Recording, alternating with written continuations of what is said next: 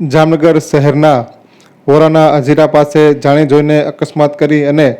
પૈસા પડાવતી ગેંગને પોલીસે ઝડપી પાડ્યા છે અને સિટી બી પોલીસ મથક ખાતે રજૂ કરવામાં આવ્યા હતા. જામનગરમાં જાણી જોઈને વાહન ટકરાવીને વાહન ચાલકને ધાક ધમકી આપીને પૈસા પડાવી અથવા તો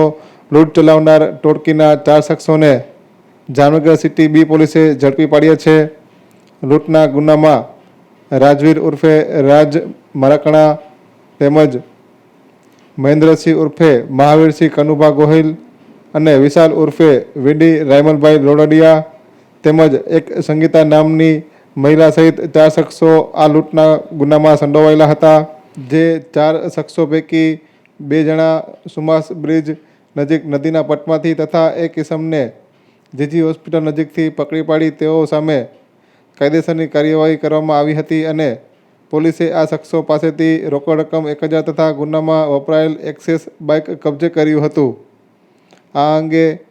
જામનગર જિલ્લાના નાયબ પોલીસ અધિક્ષક જયવીરસિંહ ઝાલા દ્વારા વધુ વિગતો આપવામાં આવી છે. જામનગરના સિટી બી ડિવિઝન વિસ્તારમાં દાખલ થયેલી એક ફરિયાદમાં વિગત એ રીતે છે કે આ કામના જે ફરિયાદી છે એ ત્યાં વોરાના હજીરા પાસે આવેલા પુલ પાસેથી પોતાના એક્ટિવા 2 વ્હીલર ઉપરથી પસાર થતા હતા.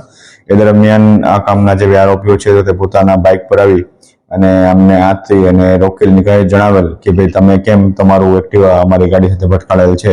તેમ કહીને તેની પાસેથી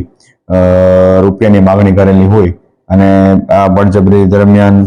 જે ફરિયાદી પાસેથી તેમણે કુલ 1500 રૂપિયા જૂટવી લીધેલા હોય. તો આ બનાવ બાબતે સિટી બી ડિવિઝન પોલીસ સ્ટેશનમાં BNS કલમ 309(4), 352 મુજબની ફરિયાદ દાખલ થઈ હતી અને જેમાં સિટી બી PSI DG રાજ સાહેબ અને LCB ના સ્ટાફ દિલીપ તલવડિયાભાઈ દ્વારા અલગ અલગ સમયે આ જે આરોપીઓ છે એમની ઓળખ કરવામાં આવેલી હતી અને તેમને અટક કરી અને એમની આગળની તપાસ ચાલુ કરવામાં આવેલ છે. જેમાં આરોપીનું નામ છે રાજવીર ઉર્ફે રાજ હેમંતભાઈ મારકણા, વિશાલ ઉર્ફે વીડી રાયમલ બોલડિયા અને મહેન્દ્રસિંહ કનુભા ગોહિલ અને સંગીતાબેન. આ 4 આરોપીઓ દ્વારા આ આખી ગુનાને અંજામ આપવામાં આવેલો હતો અને આ પ્રકારની મોડસ ઓપરેન્ડીથી અલગ કોઈ અગાઉ પણ બીજા કોઈ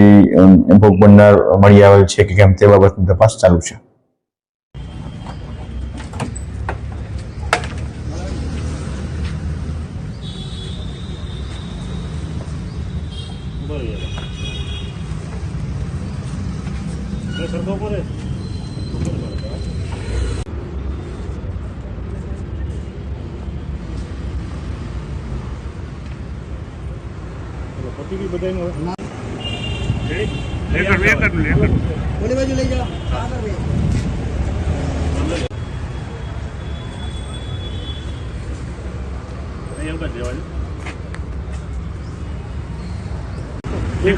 એમને શોટ મારી